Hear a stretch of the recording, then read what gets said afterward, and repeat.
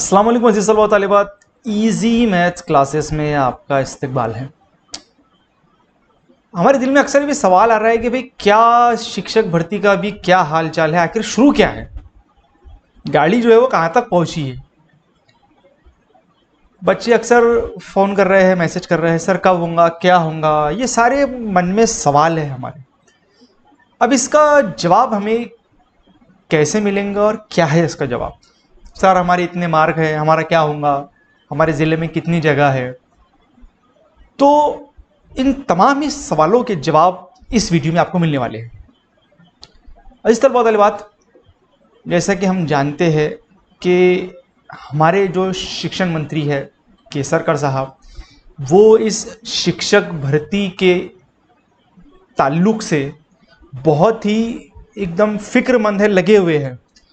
बीच में उनका आपने इंटरव्यू भी सुना होगा जहां पर उन्होंने कहा है कि भाई मैं एक ऐसा शिक्षण मंत्री हूं जो 30,000 शिक्षक भर्ती पहले टप्पे में करने वाला हूं। तो देखिए, गवर्नमेंट के जो कुछ काम रहते हैं तो उसका एक प्रोसेस होता है, एक सिस्टम होता है उसका। उन्होंने कोर्ट में एफिडेविट दिया एग्जाम के ताल्लुक से, और उस सिस्टम के हिसाब से उन्होंने एग्जाम लिया, उसका रिजल्ट डिक्लेयर किया और सारी चीज़ें हुई। फिर उन्होंने एफिडेविट भर्ती के ताल्लुक से दिया था कि हम जुलाई में ये करेंगे, अगस्त में करेंगे, इस तरीके से। अब ये सारी चीज़ें करने के लिए टाइम लगता है, और ये सिर्फ एक जन का काम नहीं है। पूरे महाराष्ट्र से जब तक के हर जिले का शिक्षण अधिकारी, केंद्र प्रमुख, वो स्कूल, शिक्षक भर्ती के ताल्लुक से जो जो भी उनके काम है वो नहीं करेंगे, तब तक के ये काम मुकम्मल नहीं होगा। जैसा कि हमको एक बात मसला मालूम है कि भाई आधार कार्ड वैलिड के ताल्लुक से तमाम ही हर स्कूलों ने कोशिश की और आधार कार्ड को वैलिड करके एक बच्चों का एक फिगर दिया। उस फिगर के हिसाब से उन स्कूलों में टीचर का मतलब पता चला, संच मान्यता हुई कि भाई कितने टीचर वहाँ पर ज़रूरत है, कितने कार्यरत है और कितने खाली है या सरप्लस है। तो ये सारा प्रोसेस हुआ। अब उसके बाद का जो प्रोसेस आता है वो आता है बिंदु नामावली यानी रोस्टर। अब ये बिंदु नामावली क्या है, देखिए मिसाल के तौर पर अगर कोई स्कूल में 10 जगह या कोई ज़िले में 10 जगह अवेलेबल है, तो उन 10 जगहों में से आरक्षण के मुताबिक जगह डिस्ट्रीब्यूट होती है। मिसाल के तौर पर कि भाई 2 ओपन के लिए होती है, 2 ओबीसी के लिए होंगी, महिला के लिए होंगी, बीजे, एससी, एसटी, ऐसे कैटेगरीज के लिए वो जगह डिस्ट्रीब्यूट होती है।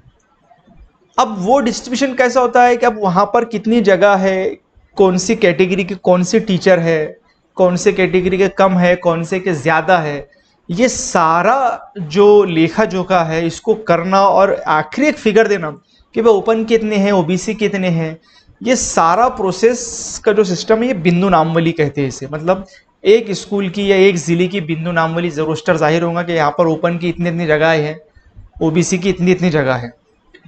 तो उस हिसाब से ये जब तक कि ये प्रोसेस नहीं होगा तब तक कि शिक्षक भर्ती नहीं होंगी। तो अभी पिछले दिनों में शिक्षण आयुक्त जो है हमारे मांडरे सर, और जो शिक्षण आयुक्त के जो सचिव, जो मतलब वहाँ का जो ऑफिस है, जो सचिवालय है, मतलब वहाँ का जो जो काम करते हैं, तो उनके तरफ से एक लेटर जाहिर हुआ था। वो लेटर मैं आपको बता देता हूँ अभी। तो उस लेटर में बताया गया था कि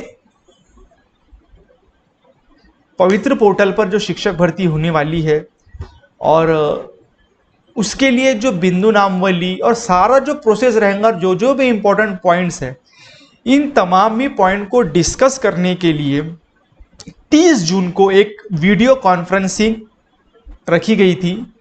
मैं आपको चलिए सबसे पहले तो उस लेटर के ऊपर ही लिए चलता हूं, फिर आपको वहां पर मैं उसका विषय बता दूंगा तो आपके समझ में आ जाएगा।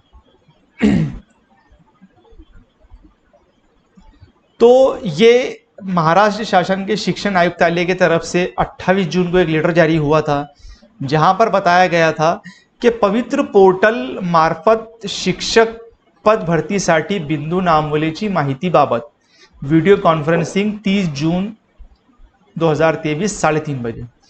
इसमें बताया गया था कि जो फरवरी मार्च के अंदर टेट एग्ज़ाम हुआ है और उसमें मेरिट के अनुसार जिला परिषद में शिक्षक भर्ती होने वाली है, तो उसके लिए तमामी जो मालूमात है वो चाहिए। अब उसके अंदर क्या क्या मालूमातों के बारे में डिस्कशन हुआ, तो सबसे पहले वहां पर दी गई थी कि भाई बिंदु नामावली अनुसार आरक्षण न्याय मंजूर पदे, कार्यरत पदे और रिक्त पदे, यानी एक जिला परिषद में कितने जगह मंजूर है, वहां पर कितने लोग काम कर रहे हैं और कितनी जगहें खाली है। तो ये माहिती वहां पर उनसे मांगी गई। साथ साथ में 2022-23 में जो आधार वैलिड की जो माहिती है वो वहां पर उसके बारे में डिस्कशन हुआ।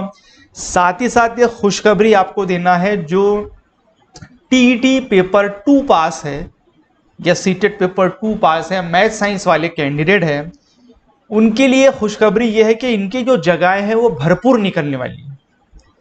अब मैं ये कैसे कह रहा हूं, तो एक जीआर निकाला है महाराष्ट्र गवर्नमेंट ने, जिसमें 23 जून 2023 को के ऐसी जिला परिषद स्कूलें जहां पर साइंस के टीचर के तौर पर उन टीचर को प्रमोट किया गया था जिनका 12वीं में साइंस था, तो ऐसे टीचर उस स्कूलों पे साइंस टीचर बोल के काम कर रहे थे, उनको बोला गया था कि भाई आप 5 साल में या पर्टिकुलर जो ड्यूरेशन था उस दौरान आप ग्रेजुएशन कंप्लीट कर लीजिए।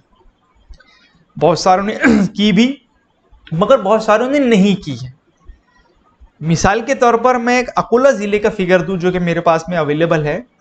यहां पर नियर अबाउट 54 टीचर्स है जो साइंस टीचर बोल के काम कर रहे हैं। उन 54 टीचर में से खाली 11 टीचर ऐसे हैं जो ग्रेजुएट है, यानी बीएससी है, बीएससी बीएड है या बीएससी डीएड है। 43 टीचर ऐसे हैं जिन्होंने ग्रेजुएशन की ही नहीं है साइंस के अंदर। तो इस जीआर के मुताबिक क्या होने वाला है कि उन साइंस के टीचरों को दोबारा से प्राथमिक शिक्षक जहां पर जैसे थे वो वहां पर उनको कर दिया जाएगा। तो नतीजा ये हुआ कि 43 जगह बन गई अकोला जिले के अंदर। हो सकता है उसमें कोई कर रहा होगा, क्योंकि ये जो मैं फिगर बता रहा हूं आपको ये 1 जनवरी 2022 की लेटर के मुताबिक बता रहा हूं। मैक्सिमम अगर 13 ने भी कर लिए ग्रेजुएशन या और 23 ने भी कर लिए, फिर भी 20 जगह सिर्फ और सिर्फ अकोला जिले में बनती। मैं बहुत कम से कम पूरा 20, बहुत ज्यादा रहेंगी ये तो इसमें क्या होगा कि जो मैथ साइंस के कैंडिडेट है उनको लगने के चांसेस 100% है। जबकि मैं तो ये कह रहा हूं इंशाल्लाह जो भी कैंडिडेट है जो मैथ साइंस वाले हैं, सीटेट पेपर टीईटी पेपर 2 पास है, वो 100% लग जाएंगे इंशाल्लाह। ये मेरी दुआ है और मैं तो दुआ करूंगा अल्लाह ताला से, अल्लाह ताला उन तमाम कैंडिडेट को आप ज्वाइन करा दीजिए और इंशाल्लाह ये होने वाले हैं। मेरे एक्सपीरियंस के हिसाब से मैं बोल रहा हूं कि मैं मैथ साइंस के जितने भी कैंडिडेट हैं ये जीआर उनको बहुत फायदा देने वाला है और वो जीआर के मुताबिक वो तमाम ही टीचर वहां से हट जाएंगे। अब ये तो हो गया इनके फायदे की बात, मगर जो डीएड वाले कैंडिडेट हैं उनके लिए थोड़ा मुश्किल हो जाएगा, क्योंकि वो टीचर वहां पर चले जाएंगे प्राथमिक शिक्षक बनकर, तो वो जो जगह आई थी तो वो जगह थोड़ी कम हो जाएंगी। तो अब ऐसा इसके अंदर तो है, मगर अब उन्होंने ग्रेजुएशन नहीं की, अब उनकी गलती है। ग्रेजुएशन अगर कर लेते थे तो फिर ऐसा नहीं होता था। साथ ही साथ एक और इसमें पंद्रह के केंद्र शासनाचे पत्र दिनांक 26 जून रोजी यूडाइस प्लस की माहिती हर स्कूल वालों को भरना है, ये इसमें ये डिस्कशन हुआ है। अब ये जब डिस्कशन हुआ है ये तमाम ही मुद्दों के ऊपर डिस्कशन हुआ और जो सूरज मांडरे सर है हमारे शिक्षण आयुक्त, उनके साइन से ये लेटर इशू हुआ था। और साथ ही साथ यहाँ पर और भी बहुत सारे पॉइंट यहाँ पर डिस्कस किए गए थे। इसकी पीडीएफ हमारे टेलीग्राम चैनल पर भी अवेलेबल है, तो ये सारे मुद्दे आप डिटेल में पढ़ सकते हैं। तो मैं उसको ज़्यादा डिटेल में नहीं जाता हूँ। साथ साथ में जो जीआर आया है की भाई विज्ञान विषय घेऊन 12वी शिक्षण उत्तीर्ण शिक्षकांना विज्ञान विषय समूहातील पदवीधर शिक्षक पदावर पदोन्नती दिल्यानंतर पदवी अर्हता न केले शिक्षकांची पदस्थापना मूळ पदावर करने बाबत, यानी इनको वापस उस जगह पर कर दिया जाए अगर इन्होंने ग्रेजुएशन कंप्लीट नहीं की है। तो यहां पर इस तरीके का मैं आपको बता रहा हूं कि ये इस तरीके से इस जीआर में बताया गया है। अब जीआर में दी गई मालूमात के मुताबिक ये तमाम ही चीज़ें हमको यहाँ पर बताई गई है, तो वो हमें यहाँ पर मैंने आपको उसके बारे में मालूमात दी है। अब इन तमाम चीज़ों से हमें ये ज़ाहिर होता है कि जो हमारी जो सरकार है वो इसके ताल्लुक से बहुत फ़िक्रमंद है और बहुत एक्टिव काम करने वाली है। हलचल शुरू है सरकार में भी, तो वो काम करेंगे तो आगे चुन के आएंगे। खैर वो एक अलग मुद्दा है, मगर इन तमाम ही चीज़ों में हमें बिल्कुल पॉजिटिव साइन दिख रही है और हमें पॉजिटिव रहना है। ना जो उम्मीद है वो खोना नहीं है, और